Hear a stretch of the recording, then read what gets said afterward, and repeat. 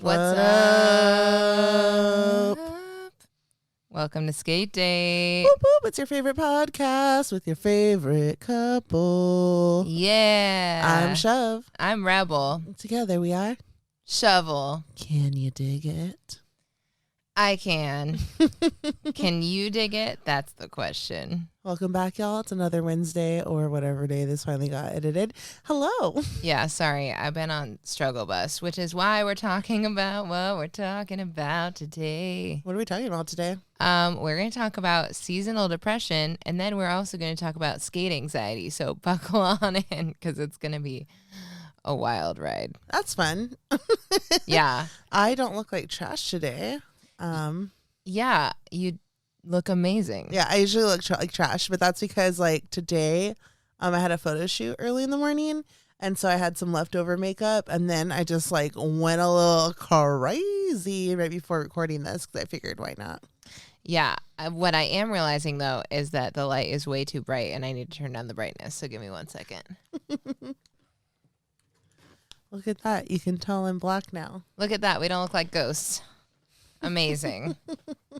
So, today, yeah, we're talking about lots of fun things. And by fun things, I mean real shit, because that's what we do here. We talk about the real shit. So how have you been this last week, Shove? I've been all right. Yeah. I like that you said Shove instead of babe. I've been all right. It's Black Friday weekend through Cyber Monday, and yeah, I think prepping for it was really crazy. But yeah. Yeah, definitely. I feel like it's been a little bit crazy of a weekend, even though it's like cool because you have a 4-day weekend. So it's been awesome to have you around more often. But I've been feeling pretty stressed and under pressure. So I think I'll be a lot better by the time this episode airs. Hopefully. Yeah, hopefully. We have Bowie on the table underneath my mic right now. I know y'all probably missed him, and if you're watching this, you can see him. Bowie had a rough week last week. Which we'll talk about in our 2 Girls, 1 Pup section that we're bringing back for the week. God, we're bringing it back. For the week, yes. Oh. It's like I knew. Like he knew. It's like we knew he's up here. That's why he fought so for his cute. way. He fought his way up to be here today. Oh, happy day. Oh, happy day. Yes. And I know this is going to air after you're back from Miami, but you are about to go on a trip to Miami. Yes. I'm going to Miami for Endless Summer. It wasn't planned super fast. It literally just got thrown together, and they were like, "You want to go to Miami?" And I was like, "Yeah." And then instantly followed by like, "Oh shit, what did I commit to?" You don't like to travel alone. You don't like to go places you've never been before, and you definitely don't feel right skating places you've never skated before because of anxiety, which we'll talk about later. Yeah, so that's exciting. And then I'm going to have a weekend by myself, which I think I'm going to take that time to do some self-reflection. Yeah, right. You'll just find 1,000 projects.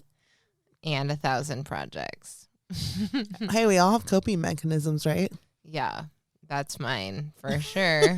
My therapist says that I should probably get other coping mechanisms. Anyways, do you want to jump right into it? Let's go. Okay, first off, we got an ad. Babe, guess what I just put up on cheerstothequeers.com? What? I saw you opening a big box the other day. Well, it's actually a few things. I got more colors of the dangle roller skate earrings. I have red, silver, gold, pink glitter, green and white, pearlized, and iridescent. Oh my God, sounds amazing. And also saw keychains. Kitchens? Like I always call them? Yes, kitchens. Yes, with cute heart and star clasps. Clasps. It's masks all over again. Wow, that sounds so cute. They are, but that's not all. I also got new Pride skate laces. Wait, like rainbows? Like it could be pride all the time? Well, yes, I do have those, but I also have ones with a gay, bi, pan, non-binary, trans, ace, and lesbian flag stripes on them. What? I know it's like the best. Talk about inclusivity. I know. I'm so stoked about it. It's like the perfect laces to have in my shop. Subtle and amazing pride moments while skating. Yee. Did you write yee? Yeah, I did. Yee.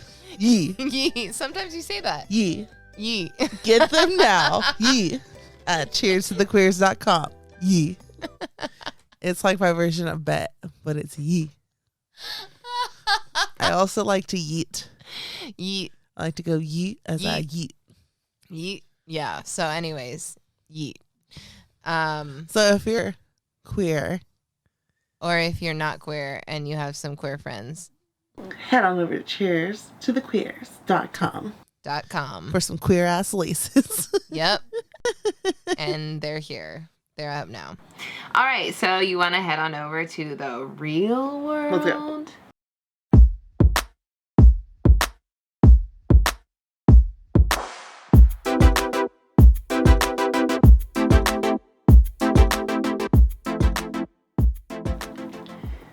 The real world. The real world. Where we talk about the real shit. The shits? No, we're not going to talk about the shits today. Maybe we can make that into a different episode, but that's definitely not going to be what we're talking about today. All right. Seasonal depression. Yay! Yay! 'Tis the season to be sad.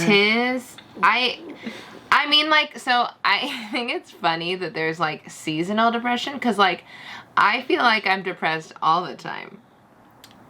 Duh. But, like, also during the seasons. It gets amplified because of all the darkness. You hear these stories about people in the Northwest, and I wouldn't say Northeast, but it's Northwest. Yeah. Well, I mean, isn't it anywhere, like, that's pretty north from the equator? Yeah, but like when you think of like Seattle, it's like just constantly like dark and rainy and gloomy, and like what's it called? Alaska, days of darkness. Yeah, the worst. So like all that lack of vitamin D, or just like always feeling like it's an endless night. Yeah. That affects people. Yeah, definitely. I know that there's like studies that demonstrate the impact that it has on your psyche. So yeah, I just thought that it's like, I feel like it shouldn't really impact us as much, because all it is it just gets darker earlier. But I feel like it's the holidays. It's triggering. Yeah, it's like a mixture of I feel like also like when it gets dark at 4 or 5 o'clock, I'm like, what's the point? The day is over. Like, I don't want to do anything else. I'm done. That's how I feel. Mm-hmm. No, I could see that. It's just like people that aren't technically depressed start having depressive like episodes, or seeming depressed or being depressed like during this time of year. I wonder, like, how does that make you feel as like a depressed person? Fine, as long as people aren't just like, oh yeah, I'm so depressed because the holidays. It's like, no, like there's like, oh my God, I don't know. I have like no energy. I have no lust for life. I've just like, what's the point? Then I'm like, what's up, homie? What's up, fam? Welcome. Want to make a suicide pact? No suicide pacts. Sorry. I know people get awkward when I say stuff like that because they know I actually am depressed. But you got a lot to keep from crying, people. Let's roll. That's why I got glitter tears on my face for today. So do you have seasonal depression? I do, only because like I think it's like holiday based, which is seasonal or whatever. I also get depressed in February. So like that's my seasonal, like my personal season depression. Because I think when you think of life, like life is like seasons. Like it's the time of your life is a different season. And you also have, oh my gosh, what is it called? It's like PTSD in a way where like your body kind of stores the pain. So like, let's say you got dumped or you experience like some kind of like tragedy, like a parent dying or a friend, like someone dying in your life that was close to you.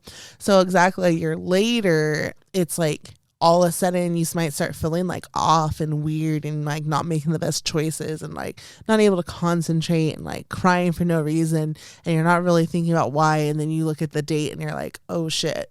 And it's because like your body stores that and your mind does, even though you're not like consciously thinking about it. So that could be like your seasonal depression. Like I know like typical seasonal depression is like, it's winter time, it's dark, it's the holidays, it's depressing. But I think like seasonal can be like, that's your season for depression. Yeah, I mean, like, think about all the people who started feeling all sorts of weird and fucking like crazy this last March, April time period. It's because all of us have this like trauma that we experienced when the pandemic started, and like a year came up on that, and all of our bodies were like,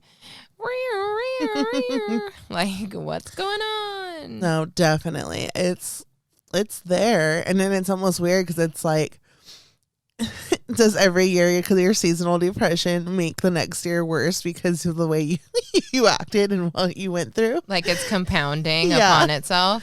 You're just self-triggering yourself. I mean, it's possible. I don't know. Like, yeah, like, oh yeah, last year's seasonal depression was so bad. So then you're like nervous about the following year. Does anything about the holidays make you depressed? Or is everything? I know you're a Christmas person. No, yeah, the holidays don't make me depressed. I actually really like the holidays. Yeah, she's obsessed. And like time has gone by enough where I feel empowered to separate myself from situations that I don't want to be in, or like I can be in those situations for a short amount of time, and then I've compensated with so many other like good fun activities that it's not like negative for me anymore. It's just like, this is a blip. This is something like I have to do. And then, you know, I'm done with it. Thanksgiving always feels like, to me, because Thanksgiving was always like some shit went down. Like it was always like someone got too drunk and then there was a fight and then everyone hated each other, or I had to chase someone out of the house and convince them to come home. Like it was always something. So for me, it's like always like, what's going to go wrong, or it's going to be annoying and I have to be forced to be around people I don't want to be around. So like, that's always how I see Thanksgiving. And like this was the first year in a minute that like, well, the first time ever to be like, I invite my dad over to like the Thanksgiving brunch that Rebel hosts. And for me, it was doable because he wasn't sitting next to me. We didn't really talk that much, but even when we do, it's like small talk. But like my dad can be triggering for me. But like this time it was like, I'm grateful because it was like all pretty much good experience. Like there weren't any like side passive aggressive comments made. It was just like good things. And like he even said like, oh, like you have some good people in your life. So that was cool. And so I think like that was nice to know that it doesn't have to be like my dad's constantly a trigger for me. Like I remember the only thing is like he saw the picture of like my mom like in the kitchen, and then he was like, oh, do you have any other pictures of your mom? And I showed him, and it's like, I don't want to talk about my mom during the holidays, like on a holiday. And that was the only thing. And it's just like, I get it, you bond, you like to bring up my mom because you know like that's our one connection, but like yeah, that's hard. Yeah. And then like I always just think like, oh, I do miss some of the happy memories from the holidays, but like I don't know, like holidays were just so fucked for like more of my life than not. Yeah, that makes sense. I feel like for me, like when I became an adult, the holidays were something that I got to claim ownership over, which I really liked that. And I felt like that was part of the process of me coming into my own, was me like creating my own holiday traditions. So I know that when you started dating me, you probably noticed like, wow, this girl has a lot of random like holiday traditions, but they aren't like with anyone per se. Like they're just like things I like to do, and whoever is around me, I like make do them with me. Yeah. And I feel like that's my way of like recreating, like creating something happy for myself during the holidays, because I don't necessarily love going home to my family, and that's not something that I look forward to. And so, yeah. Yeah. It's so sad. Yeah, it's sad. And I think I think what you were talking about earlier is a really important point. Like, seasonal depression doesn't have to just be like during the holiday seasons. It can be any point in your life where you're kind of like, not so stoked right now. Don't really know why, but it's just like a few months or a month or a few weeks or something where you're just kind of like, yeah, I guess we're not happy, and that's okay. Yeah, I like one time I purposely had something really depressing happen to me, and like I had to schedule the appointment. Like I put it in my depressive month. Like I was like, it might as well be like in the same time, because I thought it's better to have like a boom, boom, boom in a row of bad stuff than like have like it spread out. People are like, that's so depressing. Why would you do that? And I'm like, actually, I'm trying to look out for myself. You're like, actually, I'm just consolidating it all into one time frame. One beautiful box of fucked up shit with a pretty bow on it that's just kept together.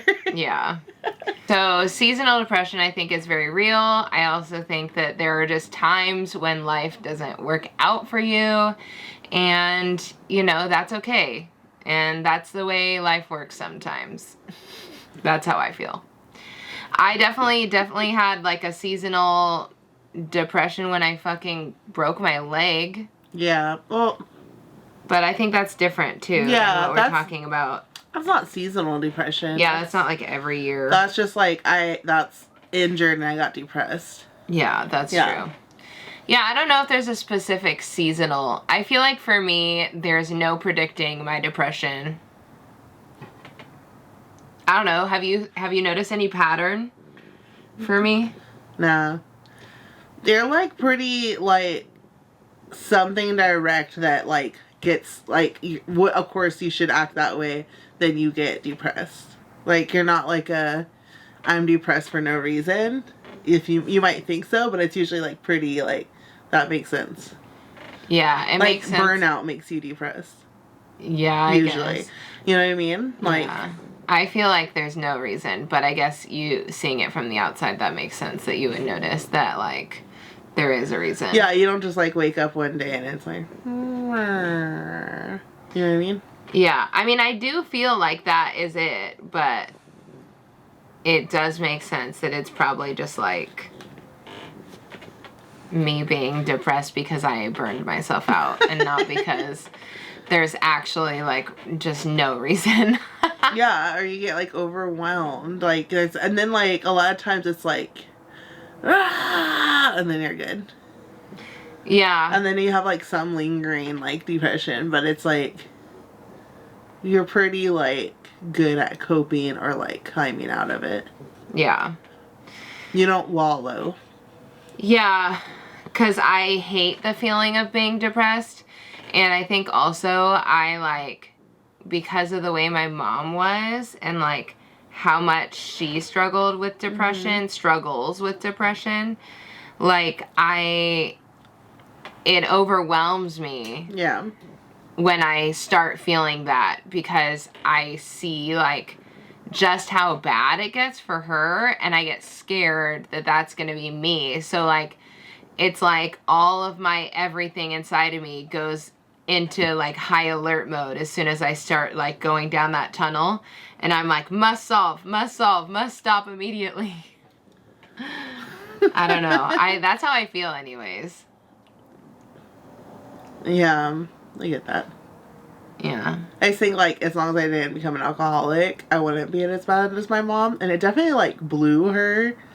It was called manic depressive back then, but now it's bipolar. It's like things add up now. Like sometimes she would get drunk, like be really depressed and like have these nightmares and then just like cry and like stuff like that. But usually would just be drunk, and I think that kind of like helped her just like keep going, or just she would black out. So I wouldn't really notice the depression too much. But the alcohol would also fuel like her manic episodes, which now I understand were manic episodes. Like one time it was like super obvious, and because like she had a checkbook, you know, everyone wrote checks back then because it was like early 2000s, and she picked me and my friend up. my best friend, and took us to Hot Topic and bought not just me, but my friend, like goth Marilyn Manson looking boots and like vinyl trench coats. And when we got corsets and fishnets, she wrote bad checks there. And then we went to Torrid and she bought me a corset and a cute skirt and like all this stuff, wrote another bad check there. And then we just like went, and then like it took a dark turn on the way home where it was just like, oh, now she's going to a dark place. And then I was like embarrassed, but like me and my friend had like hundreds of dollars worth of new swag, so it was like fun. I'm like, I always remember that like moment sticking out, like, oh, like when my mom's drunk it's really fun until it's not. Yeah. And now it's like understanding the illness more. It's like, holy shit, of course she was fucking like bipolar. Yeah, like that makes so much sense. Yeah. I also think like, oh my God, writing bad checks is the worst idea because it literally has your full name and address on it. Mm-hmm. When I got a job there years later, I was all worried. I was like, oh my God, my mom wrote a bunch of bad checks here. Like, ooh. Yeah, when they were like training me about like checks and how to run checks, like, yeah, I used to get a lot of bad checks, and now that you run the check through this thing first, I was like, don't say anything. Yeah, like it's a secret. Yeah. My mom was one of them. You're like at the like Christmas party for your work, and you're like, well, let me tell you a little secret about me and this Oh my store. gosh.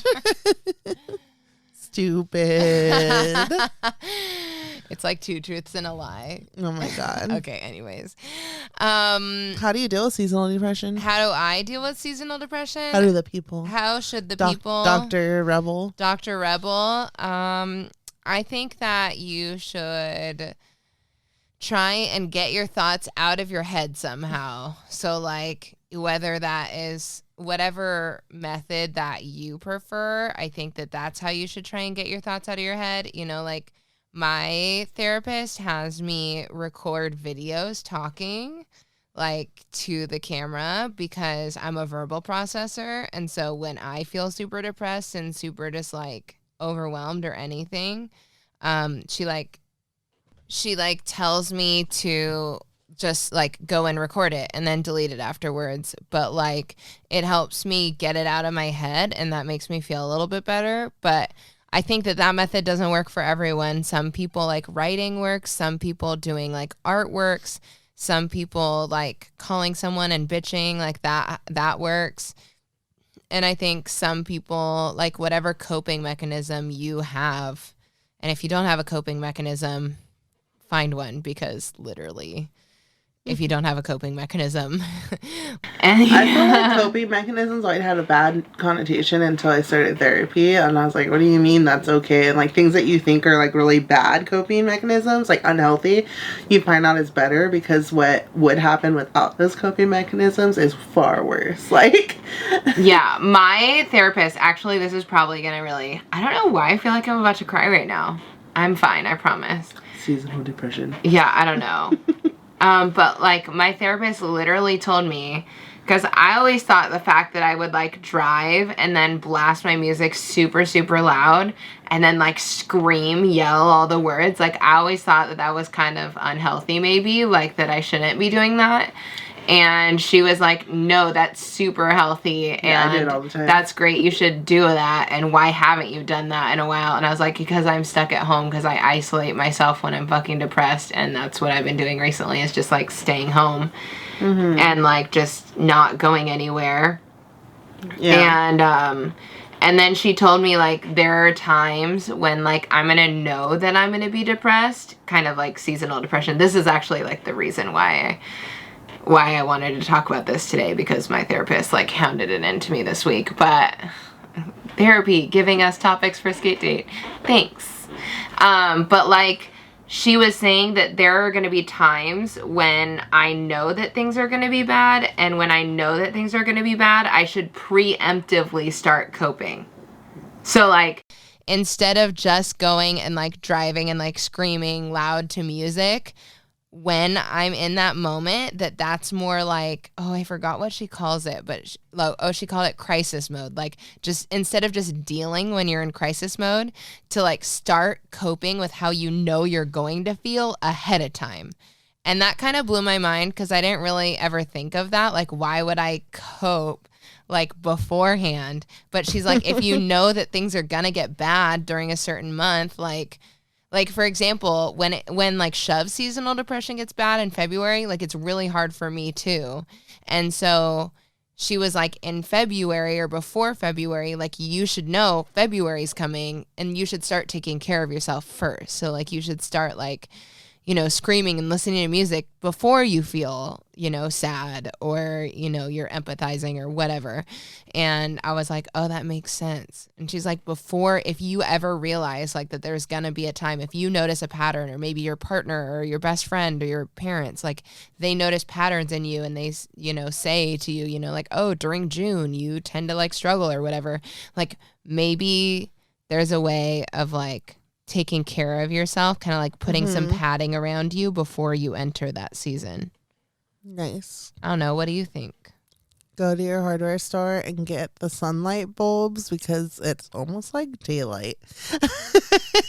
That's what we did. Stretch out LED lights. Just stretch out that light so it's not all dark and gloomy.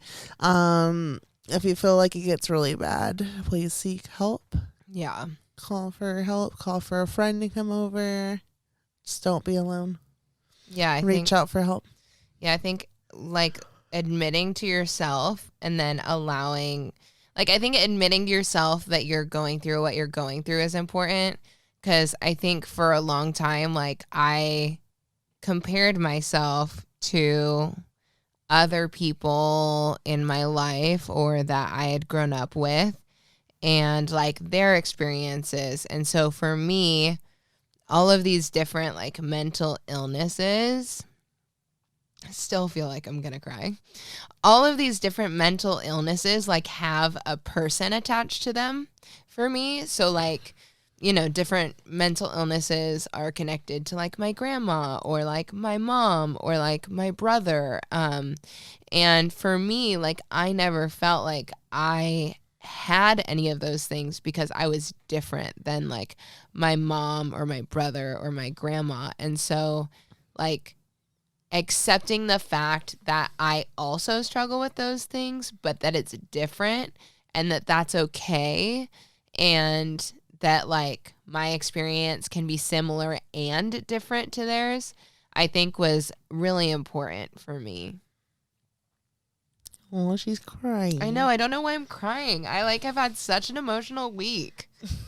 And then like the audio sucks on this YouTube, this podcast right now because my recording has stopped working like 10 times. Yeah. Because I think that my laptop is dying, which is so annoying.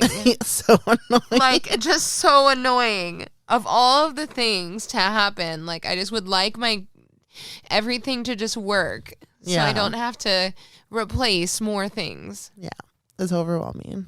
Anyways, can we get the fuck out of the real world? Yeah, let's leave this place. I hate it here.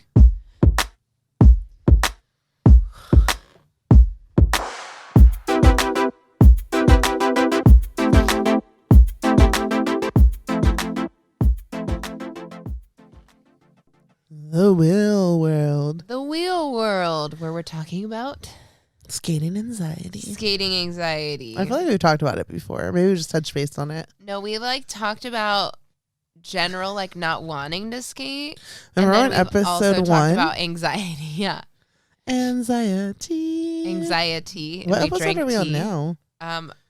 Like 500 of season 2. It's season 2, episode I think like 37 or something like that. Jesus Christ. Okay, so yes, skating anxiety. I know. We're gonna change the approach that we take to Skate Date next year.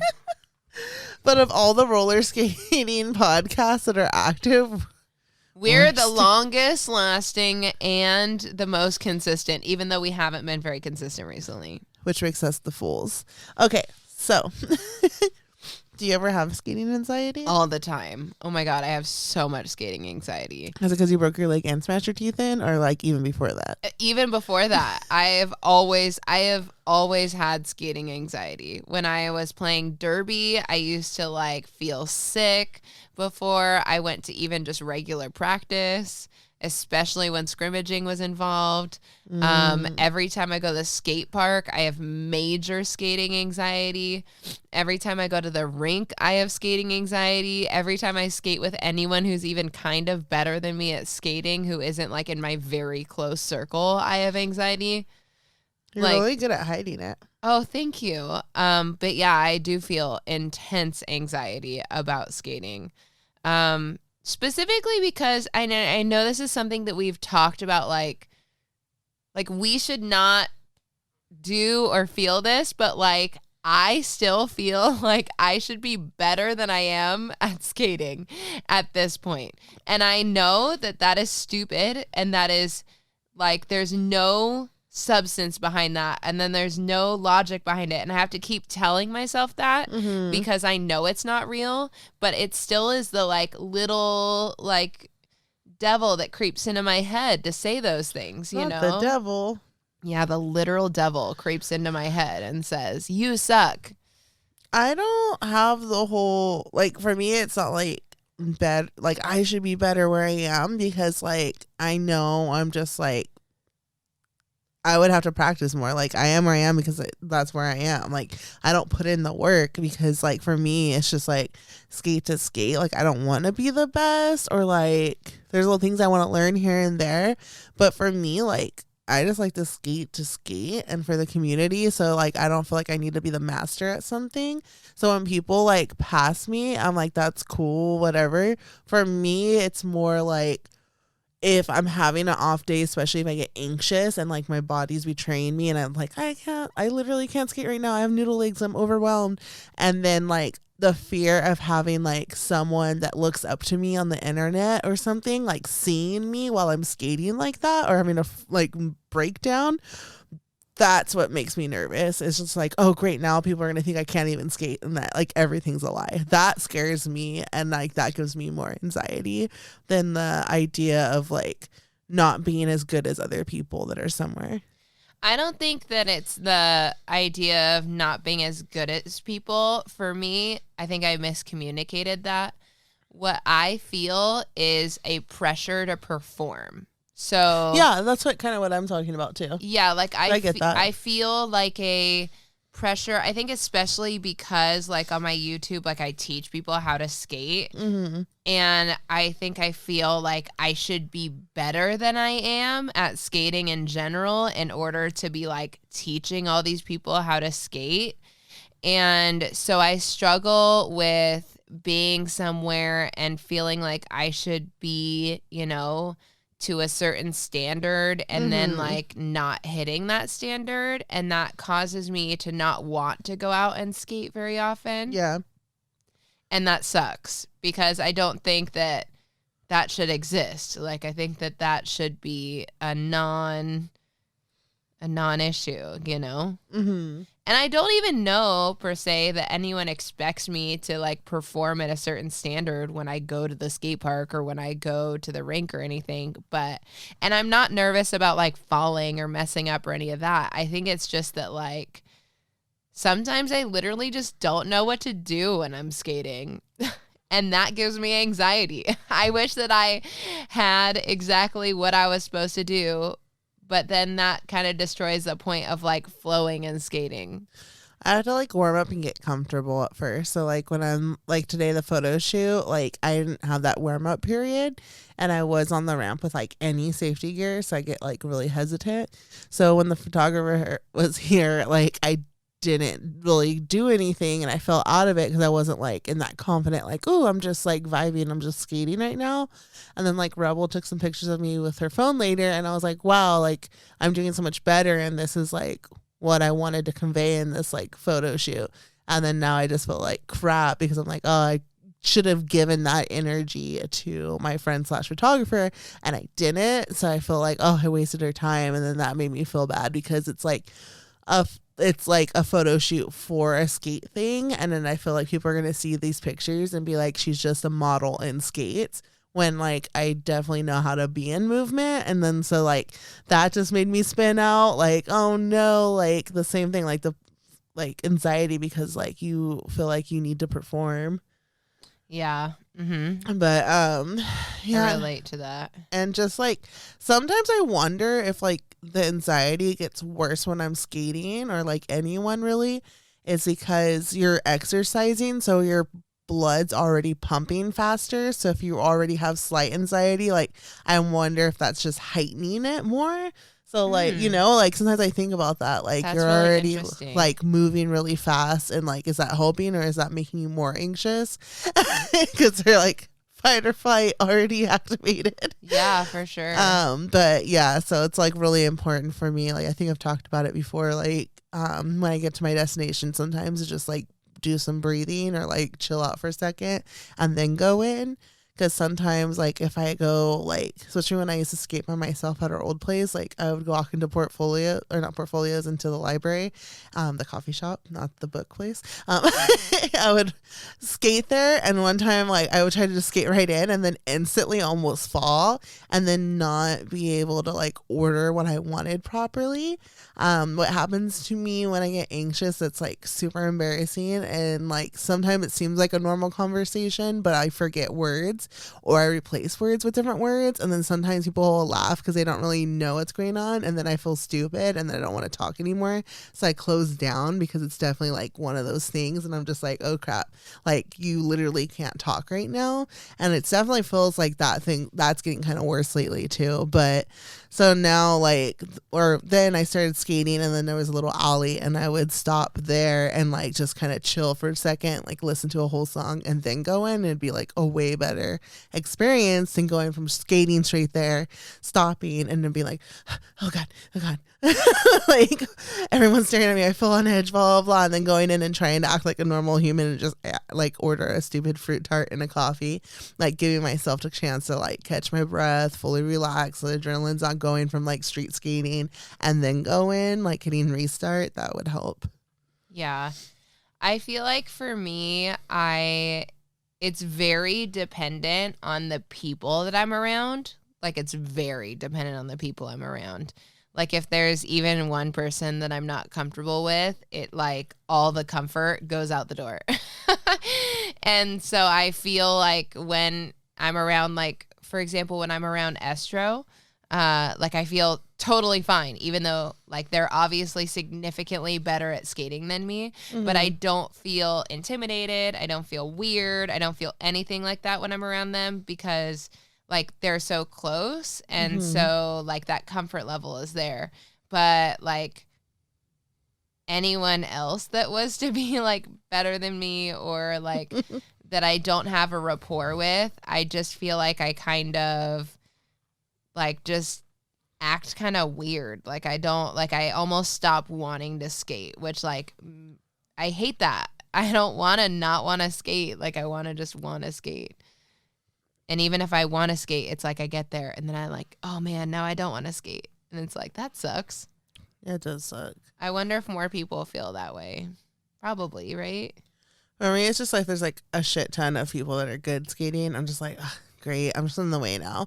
And like sometimes I'll be like, wait, actually they're very supportive, so I'm gonna do my whatever and they'll cheer me on and I'm like, cool. But if like it gets like, oh, now there's 6 people that are like very good, I'll be like, I'll go skate on the other side of the park now. Because I'm just like, I feel like I'm just wasting people's time like going in and doing whatever little shitty line or run I want to do. But there was a point I was going somewhere and now I'm lost, and will it come back? I can Go ahead. Yeah. So I feel like for me, another thing that gives me anxiety is like whenever people will like try and get me to do something, like if someone's trying to teach me something, I really like that. But it really gives me anxiety because I feel like if I don't accomplish it, then I have failed them and I've wasted their time. A lot of times I actually skate better when like I'm around people I don't know because that feeling of like I have something to prove. So like at rollouts, like even though usually like even like it's a physical thing too, like let's say I normally will get tired and like, oh, I want to break, or like my back hurts, all of a sudden when I'm leading a rollout, it's like, what, back pain, what, blah blah. I'm just like riding pure adrenaline, and I just like can do the whole fucking thing, and I'm just like, yeah, did it. And usually in the front by myself because it's anxious being surrounded by all the people in the back.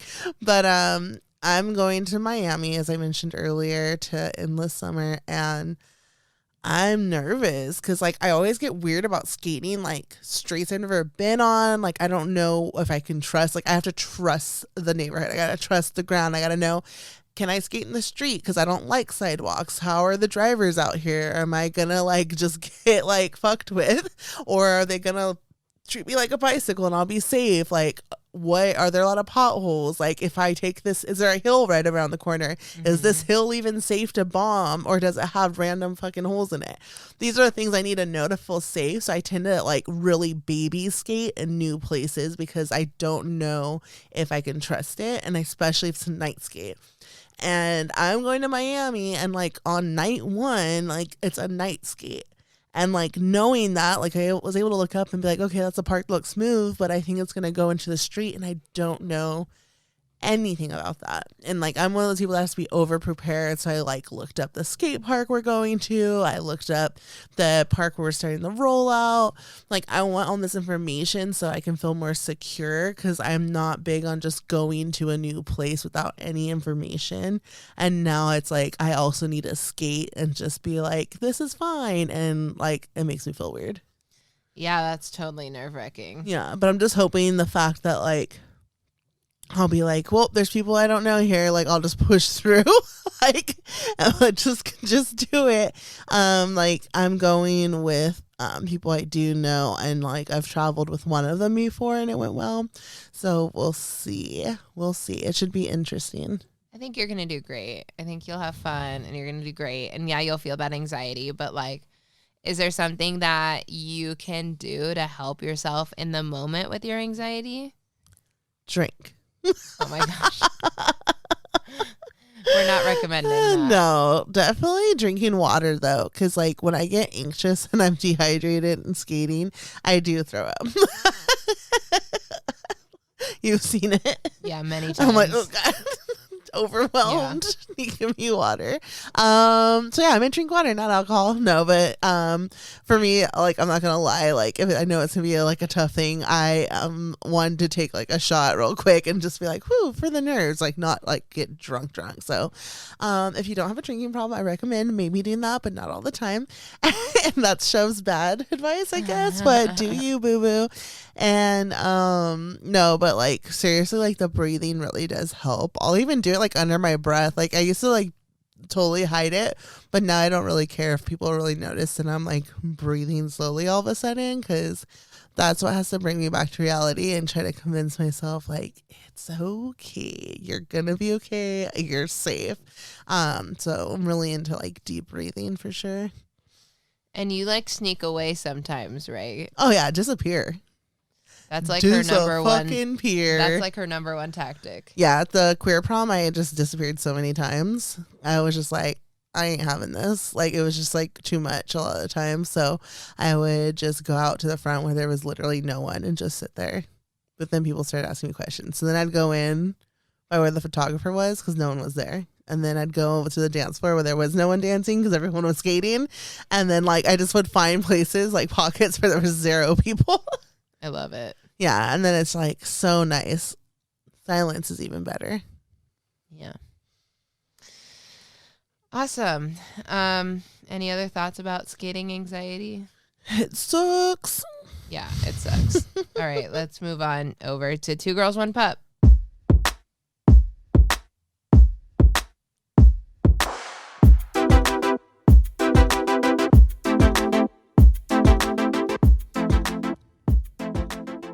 Two Girls, One Pup, the segment that was invented by Shove in the beginning. And the Rebel said, this is boring. We're running out of things. Bowie's not doing anything. I was right.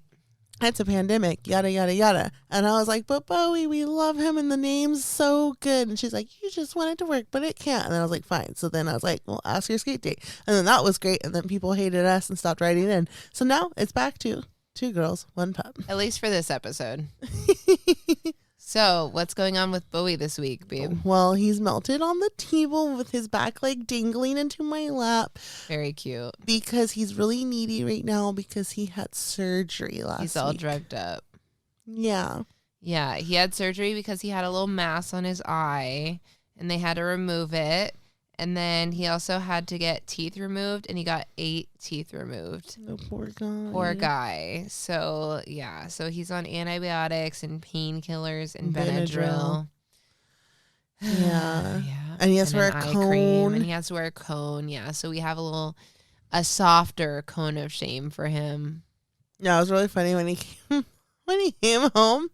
He would just stand somewhere random and just stare off into space like he was still so high. We were like, oh my gosh, what is going on? And then he wouldn't stop shivering. It was so sad. It was so sad. So we were like trying to help him, but he can't talk. So we're just trying to do our best to read his body language. And now we'll take the coat off if he's like laying with us and we have constant vision on him, but he has to keep the cone on pretty much for 2 weeks. Because we don't want him scraping his stitches out on his eye. Yeah.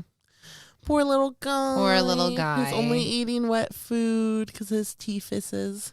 Yeah, his birthday was last week, so he's 10. He turned 10, and then he got this big surgery. Happy birthday! Happy going birthday. Under the knife, and he was like, "Fine, it's gonna cost you more than $3,000." Yeah, he was like, I want a facelift for my birthday. Demand that you pay for this for my birthday. He was excited. He was like, oh my God, I'm going to look like a 5-year-old pup again. And then he went to the vet thinking, this is it. I'm getting my beauty surgery. And then he's like, cool, they probably are doing an eye lift. But then he got out and he's like, what the fuck? Yeah, he was like, you were supposed to give me straight teeth, not pull my teeth. Yeah, so he's a little mad at us for that, but he's doing well. He's starting to finally try to scratch at that eye, which is a good sign because that means it's healing. Yeah. The doctor didn't say that, but I know that just from all the times I've fallen while skating. And every time things heal, they itch. Yeah, it's that skin growing back. Yeah. But yeah, so he's doing well. The doctor said that he did really well under the anesthesia and that overall he just did really good. So that's excellent. He's a good little tater tot. He is a really good potato, so we're proud of him. But yeah, it was a lot of money and it was money that made us go ouch. So if you would like to help with Bowie's thousands of dollars surgery, bill, and he has to go back again. There's our Venmo attached. Yeah, our Venmo is Queer Girl Skates.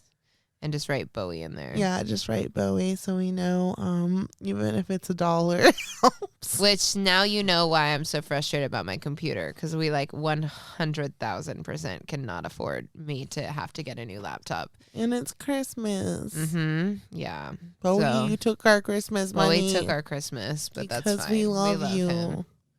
We wanted to make sure he didn't have puppy cancer, and we wanted to make sure that he wasn't in pain with his teeth, but also that his bad breath might have been because of the bad teeth. Yeah, definitely. Watch him still have bad breath. Probably, because he's a dog. No, but there's dog breath, and there's Bowie breath. Did something shit in your mouth? And then did it die? And then did it shit? That's literally what it fucking smells like. It's so bad. Yeah, but we love him anyways. We love him very much. So. I would rather smell his butthole than his breath. That's how bad it is all the time. I'd rather have his butt in my face than his face too close. I'm not even fucking lying. He slept. No, he's put his butt though. By my face before, smelled nothing. He wets his face, and I'm like, ugh. Okay, though, but one time Bowie pooped on my leg. Recently. And then another time he was like, Mom. And I go to pick him up. That was like a few days ago. ago. And then I put my hand on his butt, and it was just covered in fucking shit. It was so disgusting. And I was like, oh my God, Bowie, this is so gross. But I was like, oh, poor guy. And it was also like so gross. Like weeks apart from each other. Literally, both of those things happened like in the last month. Yeah, it's so nasty. But that's love. I guess. So that is... It's literally like being a mother to a baby human. But he's very cute, and so now I sing songs to him, and we whisper in his ears, even though he can't hear us, and we give him ear scratches and lots of cuddles. Even more than usual. Way more than usual, which was already a lot. So yeah, like he's never on the table during a podcast, so something's up. And he's been like... I've just been holding him like he's been on my shoulder a lot recently. So he loves us. He's milking it for sure. He's for sure milking it. Like he won't take his meds with his regular food. It's like has to be like cheese or like some other random like dog food shit. Yeah. Anyways. Yeah, so that's 2 Girls, 1 Pup. And if you want to write in for Find Your Skate Date, you can email us at dearskatedate@gmail.com, or you can DM us on skatedatepod on Instagram. And you would just send us a picture, a short bio, your handle, and your pronouns. And then we will talk about you on the podcast, help you find a skate date in your area. All right, you want to move on to Dear Shovel? Let's do it. Okay.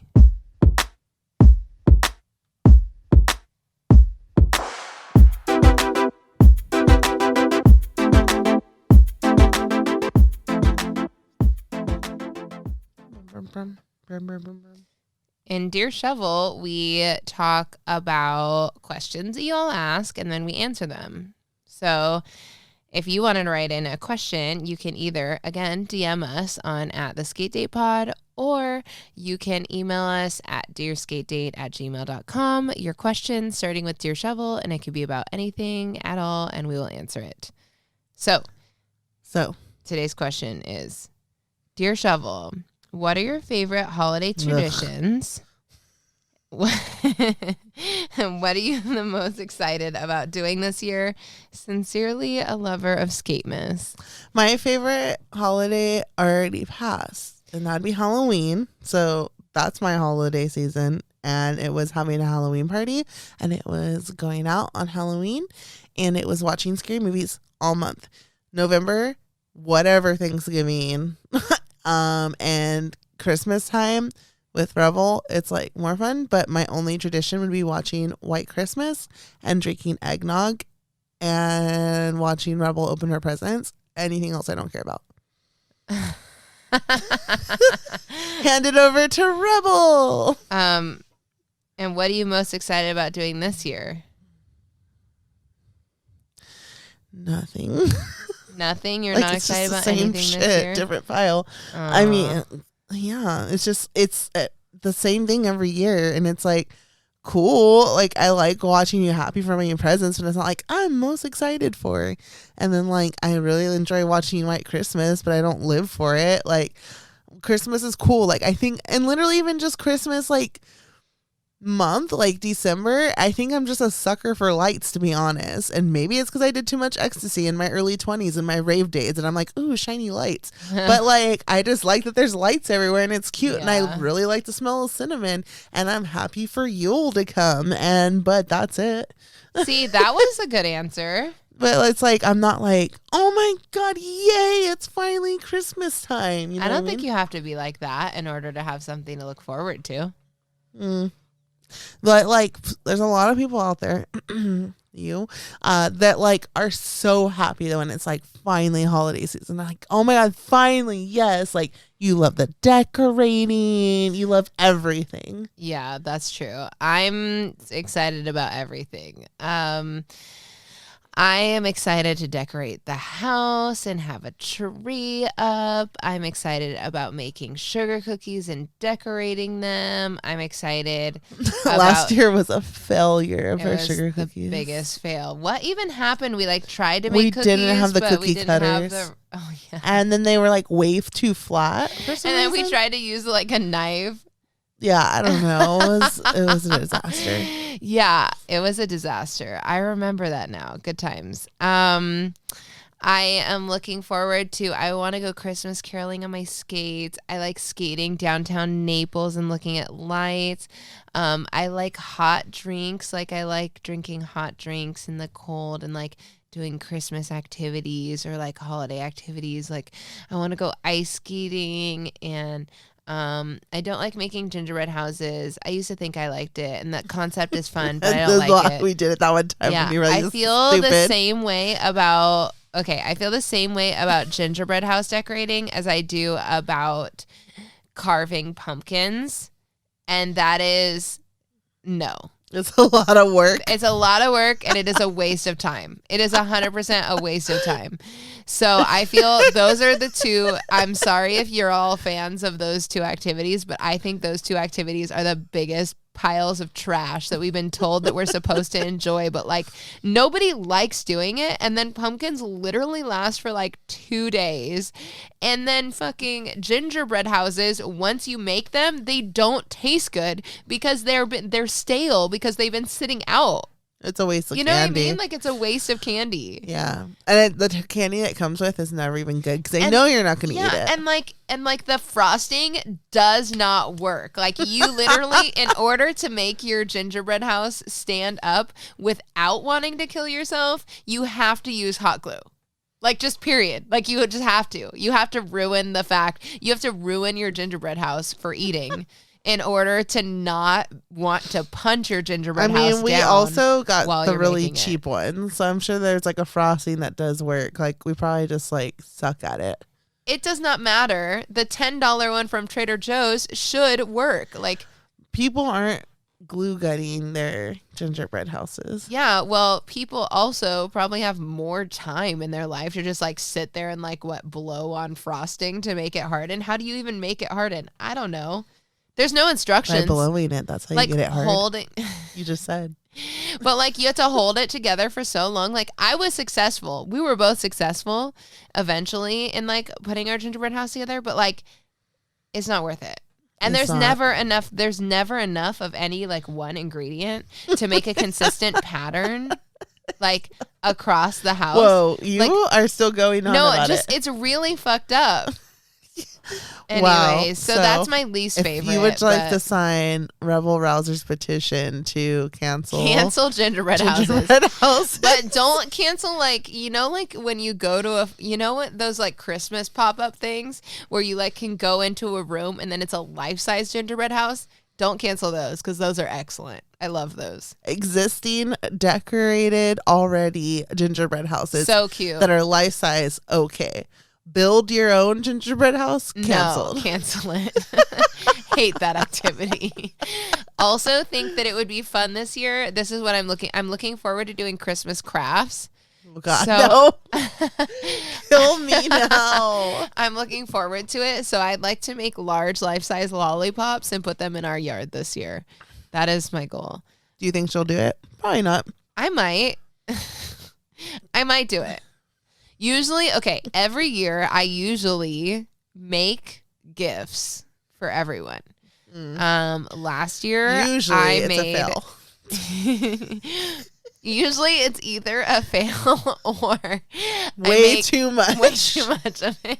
Yeah. So it's a fail for me. Like, last year I made bath salts and like put like different like smells and like put them together and put them in cute little tubes and like all this sort of stuff. I still have that shit left over. Like I still have so much freaking bath salt. So if you want come on over, she'll probably give you some. Let me know. Like I'm gonna give you some. Like there'll be like weird conversations. Like someone will be like, yeah, and then yada yada yada, and then Rebel goes, do you have a bathtub? Like this is real shit. Like we'll just randomly like nothing to do with the story, and they'll be like all confused, like yes, and I'm like, oh cool, here's some bath salts, or it's like no, and they're like, and then she's like, oh, how sad, and then they'll just keep telling their story, like what the hell. I wish that was an exaggeration, but that literal conversation has happened at least 3 times that I can recall immediately off the top of my head. I even tried to pawn some off on someone at Thanksgiving brunch this last week. Yep. Yeah, but it's fine. Yeah. So anyway, so last year I made bath salts. The year before that, I made candles. Was that the candle year? The candles that didn't burn. The candles that I made, like I hand poured them and everything, and they And did then not. the coasters. Remember, you made jewelry holders. With clay Oh, or something. oh yeah. With marbled, and then like you painted Oh it gold. yeah, the rim. It was very cute. And they were all I sticky. made, Because you should have used Mod Podge on them. That was another fail. Yeah. I made like little bowls made out of like marbled clay because I like took different clay and then I like marbled it together and then I like cooked it. It was amazing. Yeah, so those are I don't know where they're gone. And then the candles that I made that year, they didn't burn. They didn't stay lit. So I just gave all these candles to everyone and nobody said anything, which means that everyone was very, very nice. Where they just never tried to light their candle, Good which times. I doubt. So Christmas, the time of failure. Yeah. Of shitty crafts. I don't think that there was anything else. Do you remember what I Nah, made anything before else that? would be before my time. Yeah, so good times. Oh my gosh. Yeah, so that's what I do. I fail during the holiday season. And I'm fine with it. It's fine with me. I don't have an idea of what to make this year, so I'm just going to not worry about it. Yeah, anyways. so. All right, well, that was cool. Thank you. Thanks for going on that roller coaster ride that was this podcast. Fuck gingerbread houses. Fuck gingerbread houses. Also, Can't Believe I Cried. And also, some of this audio is going to be excellent and some of it's going to be terrible. So And also, what? Maybe be on the lookout on a certain major sports brand YouTube channel for December 14th. Ooh. Because you might see me on it with a famous golf player's niece and a famous singer. Wow. That's all the hints. Oh, that's exciting. I love that. Yeah, if you're watching on YouTube and you think you know where that'll be, what it is, here's a hint. They only have black women on it. But it's on a major sports brand channel. That's a Check good it hint. out. Yeah, that's a good hint. I love that. But yeah, so after that, just watch for Chef's page because you'll see exciting stuff dropping there. Mm-hmm. And yeah, so we hope that you love this episode of this podcast. This is us at our realest. That's why we started making this podcast, so we could be real AF with you and talk about things that aren't just how to roller skate. Yeah, and we have about 3 weeks until we go on our holiday hiatus. Yeah. Yes. And then we're going to come back with a refreshed understanding of how we're going to approach the podcast. Hell yeah, no more burnout. Hell yeah, no burnout. So ways to support our podcast. One, you could give us 5 stars and a comment on Apple Podcasts. That would be amazing. We'll shout you out.